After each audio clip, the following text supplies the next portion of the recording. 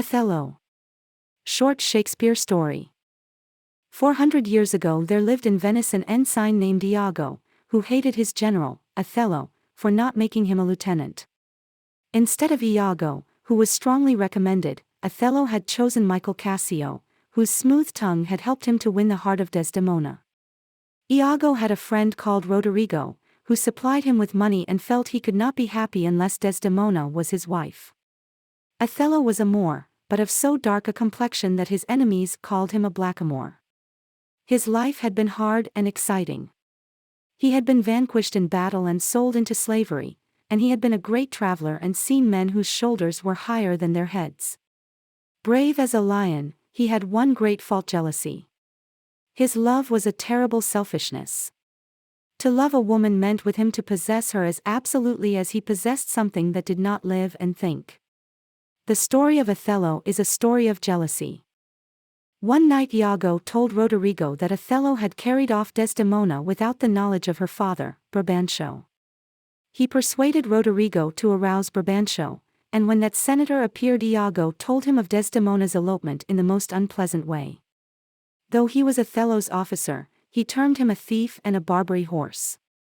Brabantio accused Othello before the Duke of Venice of using sorcery to fascinate his daughter, but Othello said that the only sorcery he used was his voice, which told Desdemona his adventures and hairbreadth escapes.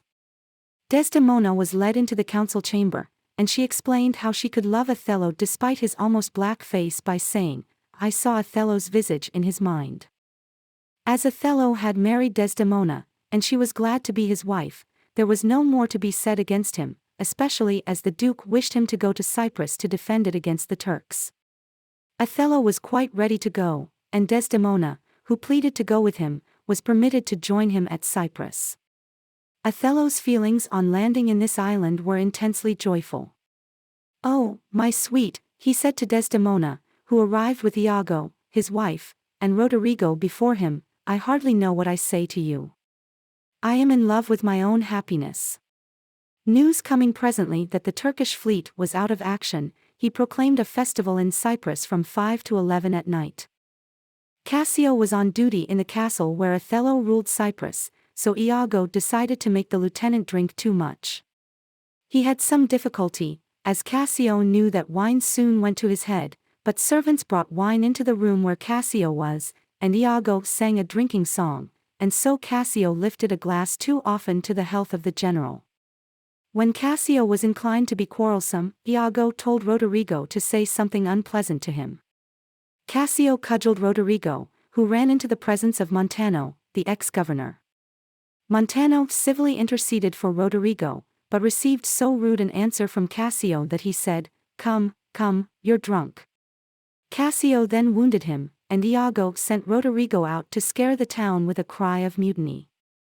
The uproar aroused Othello, who, on learning its cause, said, "Cassio, I love thee, but never more be officer of mine."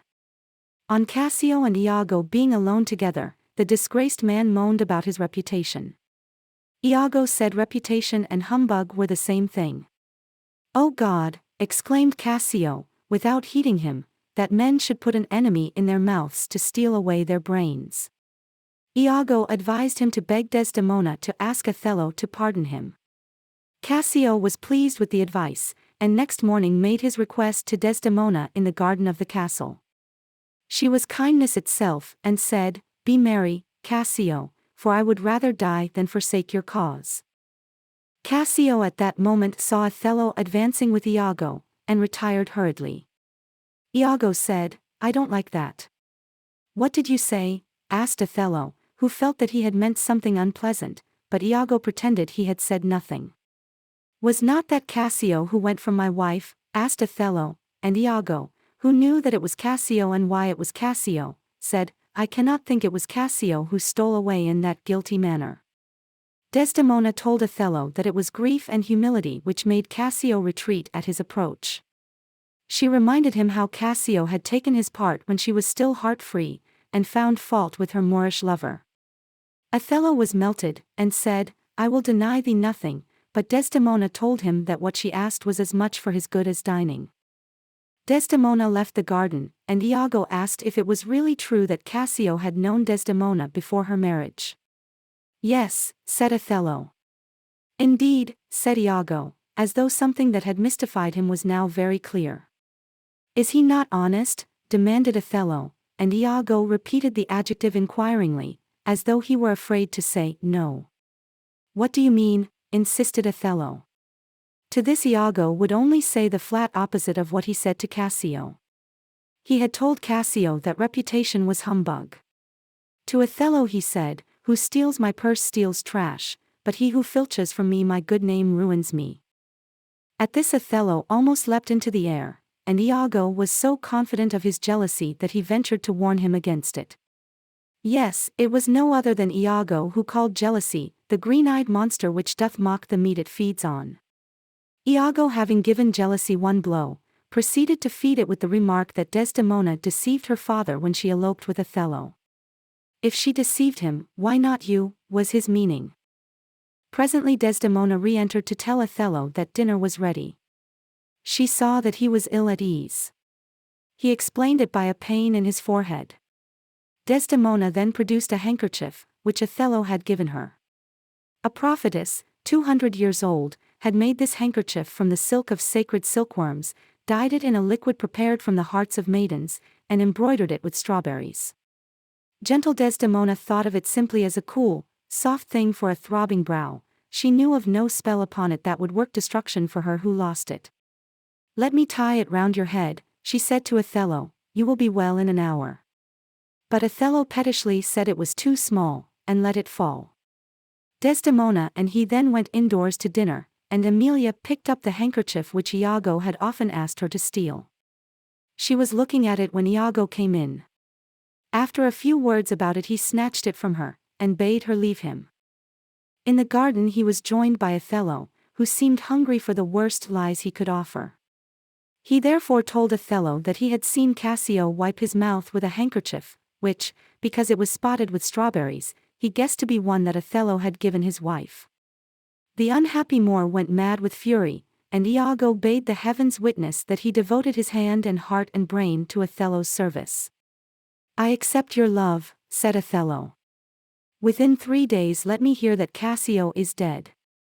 Iago's next step was to leave Desdemona's handkerchief in Cassio's room. Cassio saw it, and knew it was not his, but he liked the strawberry pattern on it, and he gave it to his sweetheart Bianca and asked her to copy it for him. Iago's next move was to induce Othello, who had been bullying Desdemona about the handkerchief, to play the eavesdropper to a conversation between Cassio and himself. His intention was to talk about Cassio's sweetheart, and allow Othello to suppose that the lady spoken of was Desdemona. How are you, Lieutenant? Asked Iago when Cassio appeared. The worse for being called what I am not, replied Cassio, gloomily. Keep on reminding Desdemona, and you'll soon be restored, said Iago, adding, in a tone too low for Othello to hear, if Bianca could set the matter right, how quickly it would mend. Alas! Poor rogue, said Cassio, I really think she loves me, and like the talkative coxcomb he was, Cassio was led on to boast of Bianca's fondness for him, while Othello imagined, with choked rage, that he prattled of Desdemona, and thought, I see your nose, Cassio, but not the dog I shall throw it to. Othello was still spying when Bianca entered, boiling over with the idea that Cassio, whom she considered her property, had asked her to copy the embroidery on the handkerchief of a new sweetheart. She tossed him the handkerchief with scornful words, and Cassio departed with her. Othello had seen Bianca, who was in station lower, in beauty and speech inferior far, to Desdemona, and he began in spite of himself to praise his wife to the villain before him. He praised her skill with the needle, her voice that could sing the savageness out of a bear, her wit, her sweetness, the fairness of her skin. Every time he praised her Iago said something that made him remember his anger and utter it foully, and yet he must needs praise her, and say, the pity of it, Iago. Oh Iago, the pity of it, Iago. There was never in all Iago's villainy one moment of wavering. If there had been he might have wavered then. Strangle her, he said, and, good, good, said his miserable dupe. The pair were still talking murder when Desdemona appeared with a relative of Desdemona's father, called Lodovico, who bore a letter for Othello from the Duke of Venice. The letter recalled Othello from Cyprus, and gave the governorship to Cassio. Luckless Desdemona seized this unhappy moment to urge once more the suit of Cassio.